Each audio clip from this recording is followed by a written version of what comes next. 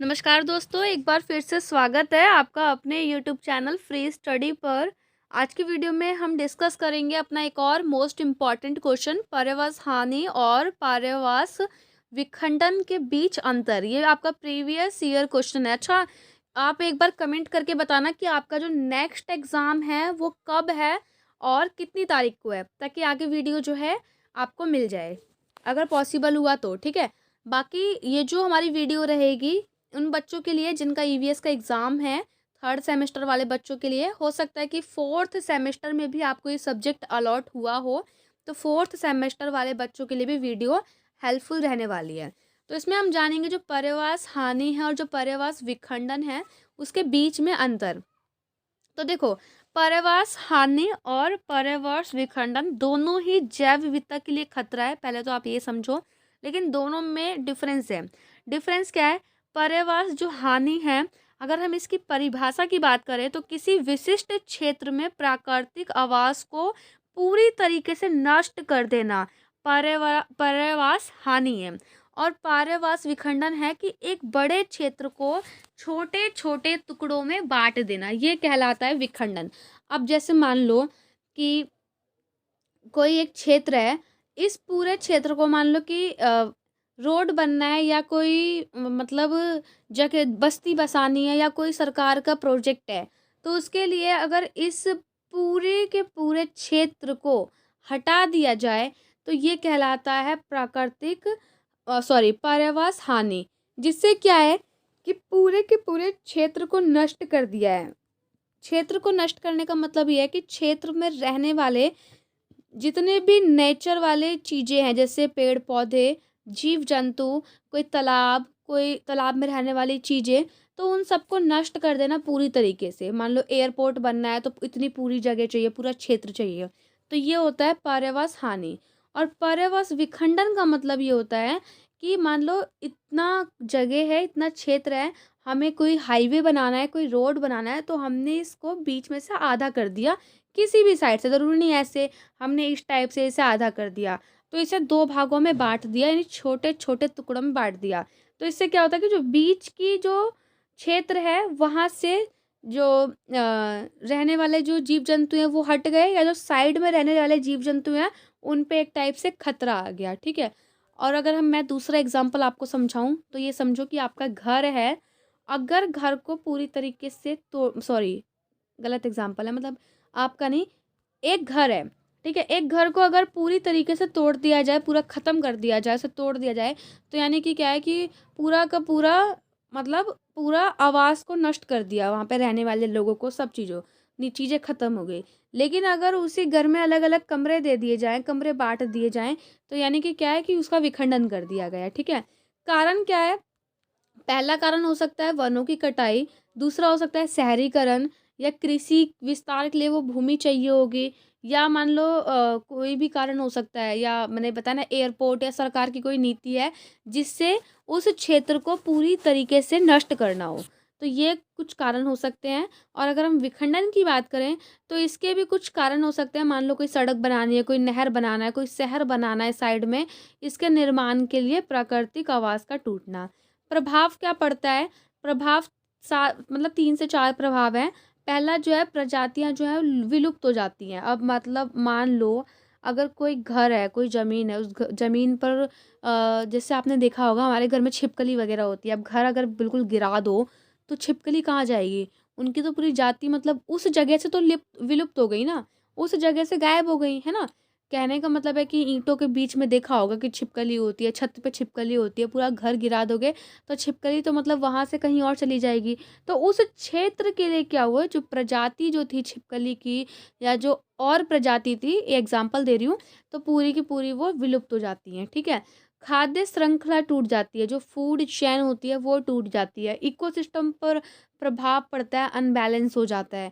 तो ये तो मैंने घर का एग्जाम्पल दिया। मान लो कोई फॉरेस्ट है, किसी फॉरेस्ट के पूरे हिस्से को हटा दिया और वहाँ पर हमें शहरीकरण करना है या उद्योग लगाना है, तो वहाँ पर रह रहे जो मतलब जो पेड़ पौधे हैं, जो जीव जंतु हैं, जो एक दूसरे पर डिपेंड है, जिनकी वहाँ पे चैन चलती है, फूड चैन, तो वो पूरी ख़त्म हो जाएगी, फूड चैन टूट जाएगी उस क्षेत्र में।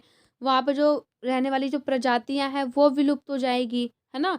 मतलब अब मान लो कि ऐसा तो नहीं कि वो मर ही जाएँगे, अगर वहाँ से क्षेत्र हटेगा तो पेड़-पौधे तो चलो ख़त्म हो जाएँगे, लेकिन जीव-जंतु है वो रेंगते-रेंगते कहीं दूसरे क्षेत्र में जाएँगे, तो वो बेसिकली विलुप्त हो जाएँगे और इकोसिस्टम भी जो है वहाँ का अनबैलेंस हो जाएगा। विखंडन से क्या होता है कि जो आनुवांशिक होता है, वहाँ पे विविधता थोड़ी कम हो जाएगी। किनारे के प्रभाव बढ़ेंगे, जैसे मैंने आपको बताया ये क्षेत्र है, यहाँ से सड़क निकल रही है, तो किनारे पे जो जीव-जंतु है, जो पेड़-पौधे हैं, उस पे प्रभाव पड़ेगा, है ना? और छोटे आकार की आबादी का अस्तित्व जो है वो खतरे में पड़ता है, क्योंकि मान लो अगर यहाँ से कोई हाईवे ले जाना है और बहुत छोटा क्षेत्र है, तो कल को यहाँ दुकानें ओपन हो सकती हैं, है ना? या कोई मार्केट वगैरह, कोई लोग वहाँ रह सकते हैं, होटल ओपन हो सकते हैं। तो क्या है कि अगर छोटा आकार रहेगा ना, छोटे आकार की आबादी का अस्तित्व जो है ना, वहाँ पे खतरे में भी पड़ जाता है। ठीक है? थोड़ा आबादी वर्ड मेरे अकॉर्डिंग सही नहीं है, या तो इसका सेंस कुछ अलग होगा या मतलब मेरे लिखने में मिस्टेक हुई है।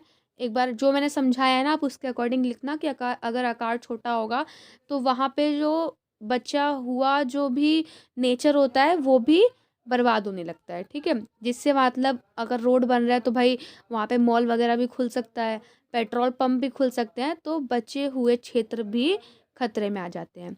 अगर हम सरल शब्दों में बात करें, तो पर्यावास हानि का मतलब होता है किसी घर का पूरी तरीके से गिरा देना, और विखंडन का मतलब होता है कि एक घर में कई छोटे-छोटे कमरे बाँट देना, मतलब लोग फिर एक दूसरे से वहाँ पे अलग हो जाते हैं। मुख्य अंतर जो है, बेसिकली मैंने जो आपको बताया, पहला परिभाषा लिखोगे, फिर कारण भी लिख सकते हो, और क्या बताया था? प्रभाव। ठीक है? प्रभाव आप इसमें ये जो मैंने आपको बताया वो भी लिख सकते हो, और वही प्रभाव लिखा है कि सीधी विलुप्त हो जाती है और आनुवांशिक विविधता कम, और किनारे वाले जो वो बचते हैं ना, उस पर प्रभाव ज़्यादा पड़ता है। आवास में लिख सकते हो कि पूरी तरीके से उनका आवास नष्ट हो जाता है और इसमें छोटे-छोटे टुकड़ों में बँट जाते हैं। उदाहरण जंगल की कटाई और सड़क के कारण जंगल का टूटना। तो वही चीज़ जो ऑलरेडी मैंने आपको बता दिया। अब दोनों के ही प्रभाव जो है, चाहे हम बात करें पर्यावास हानि की, चाहे पर्यावास विखंडन की, दोनों के ही प्रभाव यही है कि जैव विविधता को नुकसान तो पहुंचता है, उसमें कम पहुंचता है और उसमें ज़्यादा पहुंचता है। तो दोनों ही प्रक्रिया में प्रजातियों की जो संख्या है और जो विविधता है वो कम हो जाती है। मतलब उस पर्यावास में होना दोनों में ही है, लेकिन एक में कम होता है, एक में थोड़ा ज़्यादा होता है।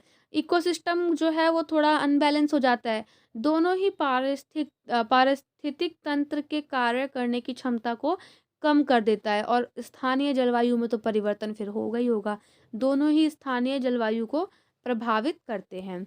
उदाहरण देख लो, एक छोटा-सा एग्ज़ाम्पल लिखा है आपको समझाने के लिए। एक जंगल को सड़क के निर्माण से 2 भागों में बाँट दिया। एक जंगल को सड़क के निर्माण के लिए 2 भागों में बाँट दिया। यह पर्यावरण विखंडन का उदाहरण है, ठीक है?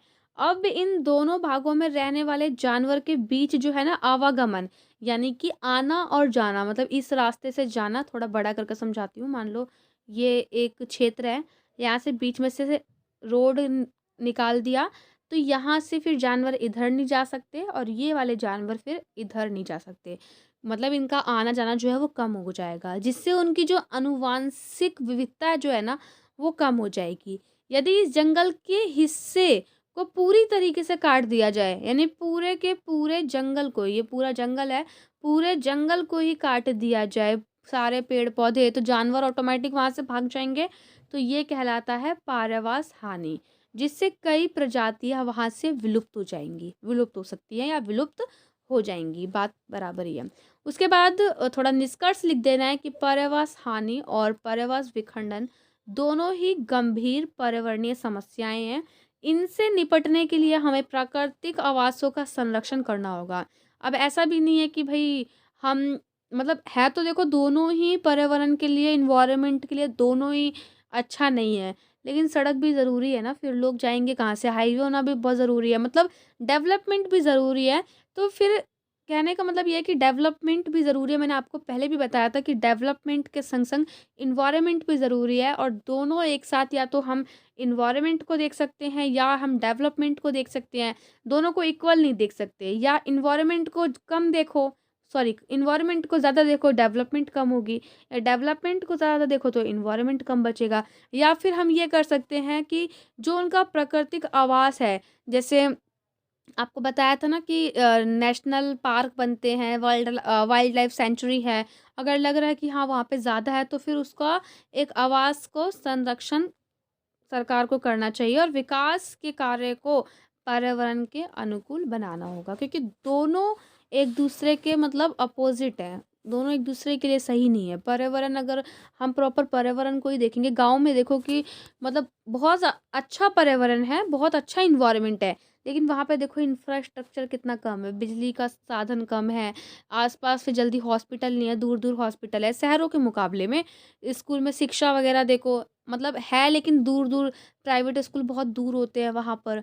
फिर वहाँ पे इंफ्रास्ट्रक्चर जो है, या जो मतलब हमारे डेली लाइफ की चीज़ें जो है, रोड वगैरह, हालांकि रोड तो अच्छे हैं, रोड वगैरह सब कुछ अच्छा है, लेकिन आप समझो कि वहाँ पे गांव के मतलब अगर आपको बोल दिया जाए कि आपको गांव में रहना है या शहर में, तो 95% क्या 99% बच्चे बोलेंगे मुझे शहर में रहना है, क्योंकि उनको हैबिट होती है ना। गांव में नहीं रहते, क्योंकि गांव में रोजगार भी नहीं है उतना, मतलब एक कृषि के पशुपालन के अलावा कुछ है भी नहीं। तो वही चीज़ है कि गांव में इन्वायरमेंट है तो वहाँ पे फिर डेवलपमेंट नहीं है। शहर में देखो डेवलपमेंट है, डेवलपमेंट ज़्यादा है तो फिर इन्वायरमेंट नहीं है, ग्रीनरी आप देखोगे आसपास बहुत कम मिलती है। पशु पक्षी देखो, जिन्होंने कबूतर आसपास पाल रखे होंगे उन्हीं के पास दिखेंगे, अदरवाइज कबूतर, बकरी, चिड़िया और गधा, घोड़ा कुछ देखने के लिए शहर में मिलता ही नहीं है। देखना हो फिर या तो नेशनल पार्क जाओ, जू जाओ, आसपास में फिर कुछ देखने के लिए नहीं मिलता है ना। तो वही चीज़ है। और फिर आपको पता है कि जहाँ डेवलपमेंट होगा वहाँ पॉल्यूशन वगैरह भी होगा ही होगा, क्योंकि डेवलपमेंट अगर ज़्यादा है तो इसका मतलब वहाँ पे ग्रीनरी मतलब हरियाली नहीं है, हरियाली नहीं है तो फिर वहाँ पे शुद्ध हवा नहीं है, शुद्ध हवा नहीं है तो शुद्ध खान पान नहीं है, शुद्ध खान पान नहीं है तो शुद्ध इंसान भी नहीं है, मीन्स फिर इंसानों की आयु भी फिर उसके अकॉर्डिंग कम हो रही है। तो ईवीएस पढ़ना पता है बहुत ज़रूरी है, क्योंकि ज़रूरी नहीं कि आप अपना एग्ज़ाम के लिए ही पढ़ो, अपने मतलब नेचर के लिए भी पढ़ो कि नेचर हमारे लिए कितना ज़रूरी है। आपको अपने छत वगैरह पर, शहरों में तो वैसे हर किसी के यहाँ पे पेड़ पौधे होते ही हैं, और उनको बनाए रखो, उनकी देखभाल करो। गली के जो स्ट्रीट डॉग होते हैं उनकी देखभाल करनी चाहिए, नहीं तो धीरे धीरे डॉग्स भी देखो गायब भी होते जा रहे हैं, है ना।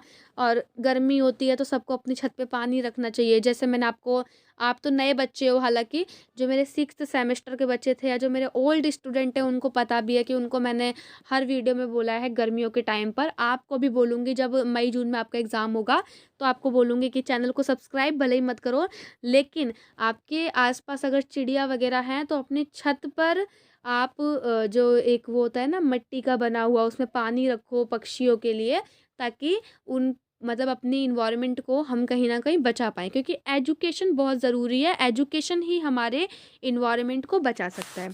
ठीक है, आशा करती हूँ आपको समझ में आया होगा। समझ में आया हो तो चैनल को सब्सक्राइब और वीडियो को लाइक ज़रूर करना, कमेंट करके ज़रूर बताना, और आपको बेस्ट ऑफ लक। मिलते हैं नेक्स्ट वीडियो में, तब तक के लिए जय हिंद, जय भारत।